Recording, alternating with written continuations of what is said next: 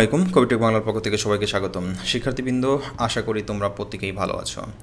SSC vocational 2022-22-এর welding and fabrication নিয়ে একটু আলোচনা করতে চাচ্ছি।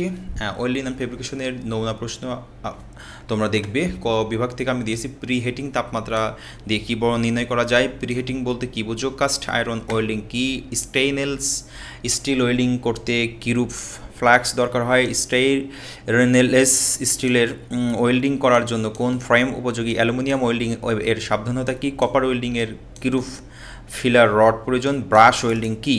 9 নম্বর প্রশ্নটা আমরা যদি দেখি যে আমাদের আছে ব্রাশ ওয়েল্ডিং কী, আর 9 নম্বর হচ্ছে ব্রাশ ওয়েল্ডিংয়ের জন্য কীরূপ ফ্রেমের প্রয়োজন হয়। 10 হচ্ছে হাই ফ্রিকোয়েন্সি ইউনিট কি স্থায়ী করে। মিগ ওয়েল্ডিং মেশিনের কার্যকারিতা বলতে কী বোঝায়। মিগ ওয়েল্ডিং মেশিনের সরঞ্জামগুলোর নাম লেখো। মিগ ওয়েল্ডিংয়ে কী কী নিষ্ক্রিয় গ্যাস ব্যবহার করা হয়।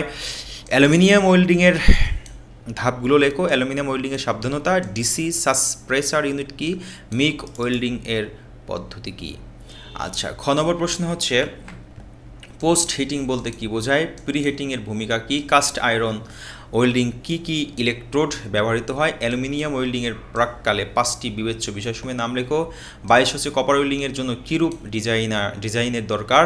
23 হচ্ছে কপার ওয়েল্ডিংয়ের জন্য উপযোগিতা বর্ণনা করো। 24 হচ্ছে ব্রাশ ওয়েল্ডিংয়ের প্রস্তুতি বর্ণনা করো।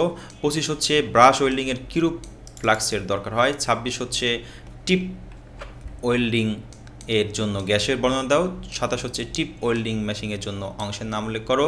মিগ ওয়েল্ডিং মেশিনের সরঞ্জামগুলো কী কী, মিগ ওয়েল্ডিংয়ের চার্ট চালানোর কৌশল লেখো। গ নম্বর বিভাগ থেকে আমি যদি বলি প্রি হিটিং এর কার্যকারিতা বর্ণনা করো, কাস্ট আয়রনের জোর প্রস্তুতি বর্ণনা করো, অ্যালুমিনিয়াম ওয়েল্ডিং পদ্ধতি বর্ণনা করো, ব্রাশ ওয়েল্ডিংয়ের সাবধানতা লেখো, টিপ ওয়েল্ডিং মেশিনের চিত্র অঙ্কন করে বিভিন্ন অংশ দেখাও, মিগ ওয়েল্ডিংয়ের মেশিনের যত্ন ও সংরক্ষণ বা রক্ষণাবেক্ষণ বর্ণনা করো। শিক্ষার্থীবৃন্দ, এই হচ্ছে আপনাদের ওয়েল্ডিং অ্যান্ড ফেব্রিকেশনের 2 এর একটি নমুনা প্রশ্ন নিয়ে আলোচনা করলাম। আশা করি আপনাদের হবে।